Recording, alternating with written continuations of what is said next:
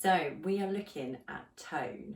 Now your first job is to decide on something that you're going to draw. So the whole way through this we've been looking at the things around us, and they're the best things for still life. So you can set up things, maybe a group of objects, so it could be fruit, it could be things that are in the space with you now. I've got pots of paintbrushes, anything that I could draw, but I'm going to go for a pair of shoes. So like our artist that I was referring to earlier, Van Gogh, he looked at shoes a lot. Lots of artists draw shoes because they're very complicated in shape, so they're quite interesting to draw. So I've set up a pair of shoes there that I'm going to look at to observe. So after I've done that, I'm going to be thinking about what I'm going to use in step 2.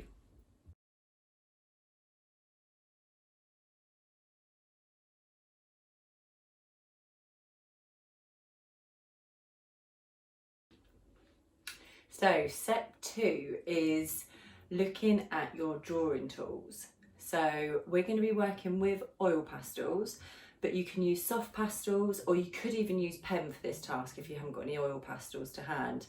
Now the reason I'm using oil pastels is because they're lovely to work with, because you can layer them and you can move them. So they're very sculptural, they're very much like paint, which is great for this exercise.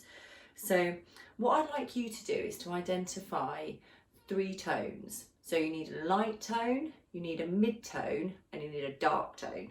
So it could be that you go for the same colour range.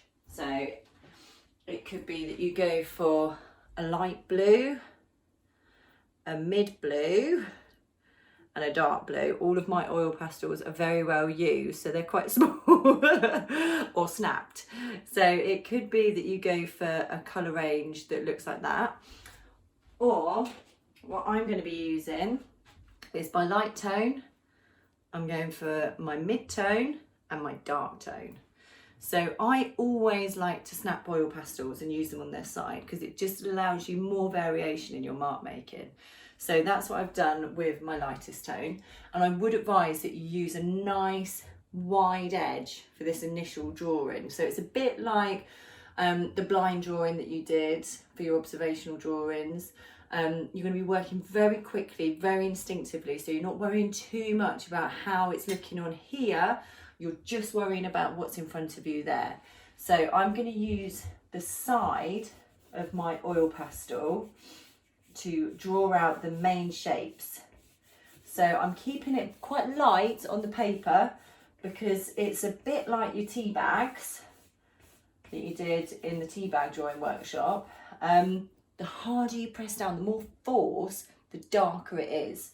So we want to keep it nice and light, because then things can change and move. Whereas if you go too dark too early, it means that you don't have that flexibility in your decision making and your mark making.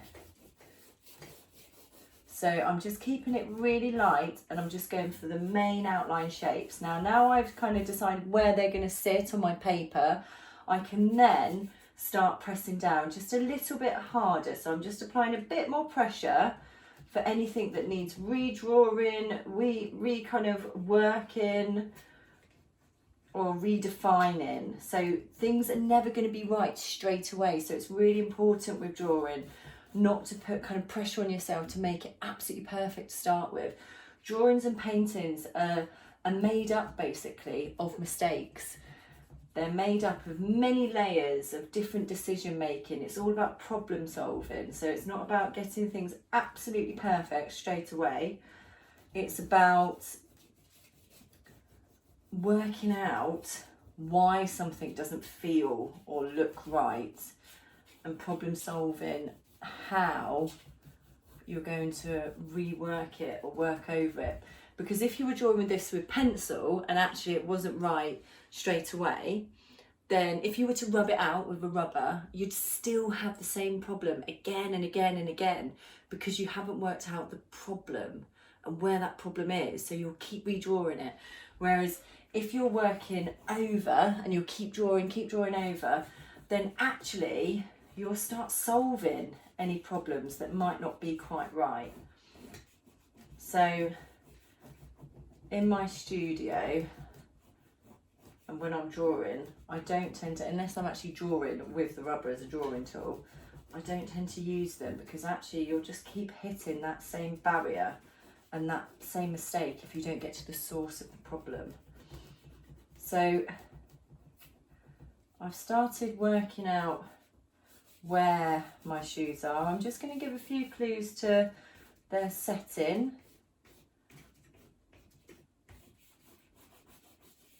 Because they aren't floating in air, so I'm just giving them a bit of context and working.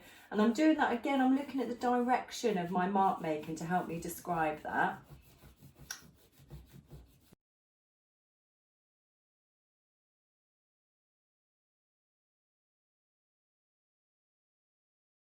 Okay, so step 3, we're going to start introducing your mid-tone and your dark tone. So we're going to start off with your mid-tone, and we're going to start working in and start looking to see on our object where some of those darker areas are.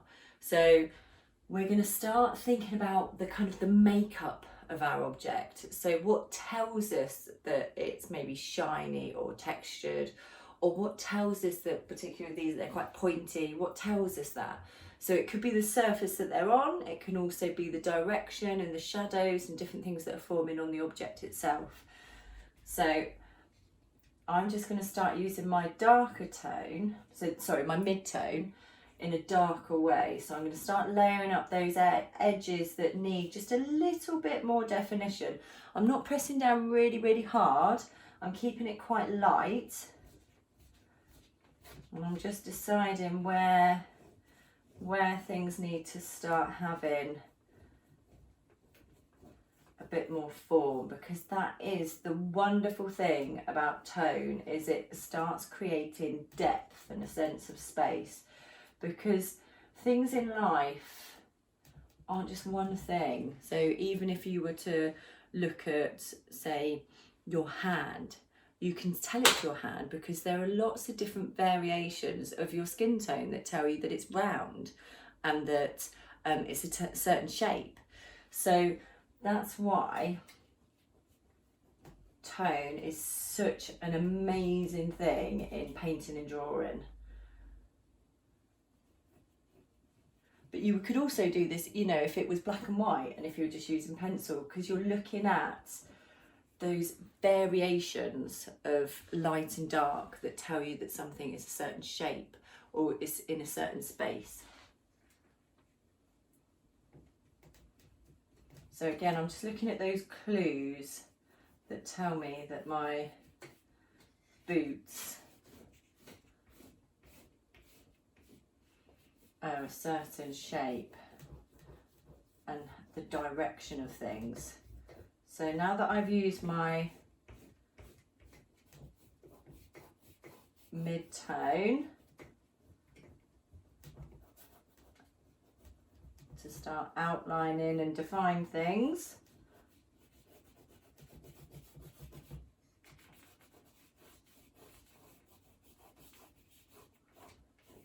I can then start using my dark tone. So I need to look to see what is the darkest area, and that darkest point is where you can compare all your other lights and darks from. So I'm going to use that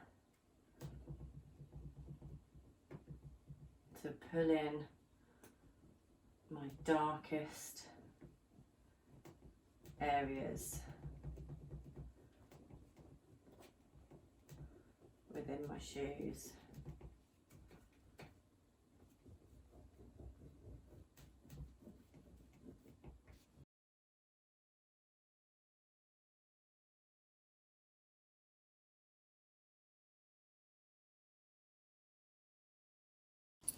So to refine these tonal drawings, it's good to keep working over with that darkest tone. Keep trying to stand back and look at your drawing, then look at your object and make sure you're connecting those really dark areas of tone and make sure they're identified in your drawing.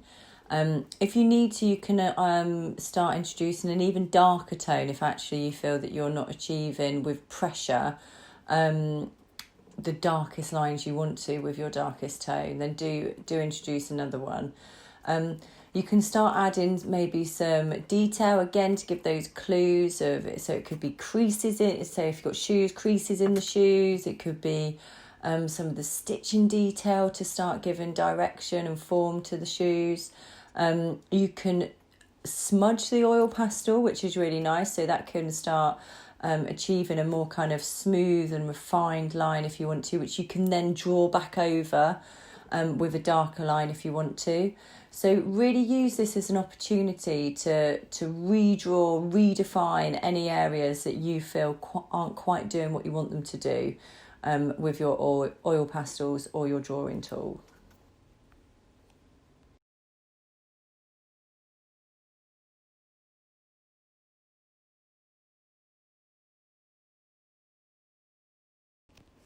So 3 really good artists to look at as examples of tone are Caravaggio, Derain and Van Gogh. Now, 3 really different artists. Caravaggio was the sort of the first artist to really experiment with dramatic lighting in a way where he kind of created a new style almost. So do some research into chiaroscuro. So that's the use of really strong contrast and light and dark. So Caravaggio was the kind of master of this. He used really dramatic, theatrical kind of lighting to describe spaces, people, forms.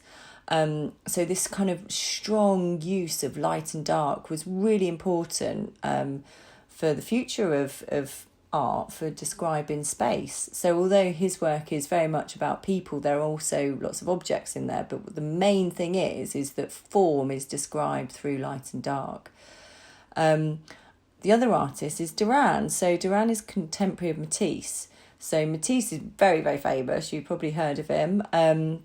His work is really iconic, but Derain's work's very important because he used kind of non-naturalistic colours to convey light and dark and shade. So he would take what was in front of him but translate it into different colours, but still using tone to convey that. So his work kind of ran alongside the rise of Expressionism in Germany. So it was really important because he was doing something really quite different, but still using those techniques of light and dark to create form.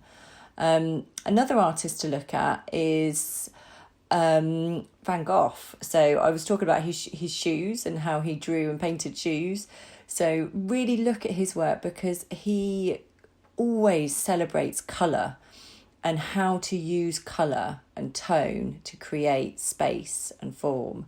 So his use of yellow was fantastic, but how he used those colours to translate those lights and darks in front of him was really important. So have a look at both his drawings and his paintings, but mostly how he kind of dissects the space in front of him and those objects and people in front of him to different colours and ranges of colours. So take a look at those 3 quite different artists. So to develop this activity further, you could actually introduce paint. So play with the effect of introducing texture and how you can apply the paint to experiment with that. So start a new drawing, approach it in the same way as you have done with your oil pastel drawing. So identify 3 tones, a light tone, a mid-tone and a dark tone within your palette with your paint. It could be that you have a limited palette. It could be that you go with the same colour range. I would keep it simple so that you're just focusing on the observational skills rather than worrying too much about colour mixing. So it could be that you just go for 1 colour and use white paint to make 3 variants of that colour. You can also use the amount of water that you add to your paint to play with the lightness of it as well. So obviously the thicker you apply the paint, the darker it will appear. So keep your paint very light when you go to draw out with it. So keep it with lots and lots of water. Draw everything out with the lightest tone. Use lots of water to fill in some of that background information. So try and get rid of as much of the white paper as soon as possible, because that's key to achieving tone, is to get rid of the white paper, because the white paper will always be the lightest thing on the surface. And then you can start building up the paint as you were with your tonal drawing. So start introducing the mid-tone, start applying more paint to make it slightly thicker. Redraw where you need to redraw.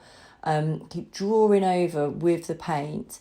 And you can, once you've layered in your drawing, it can then become more of a painting.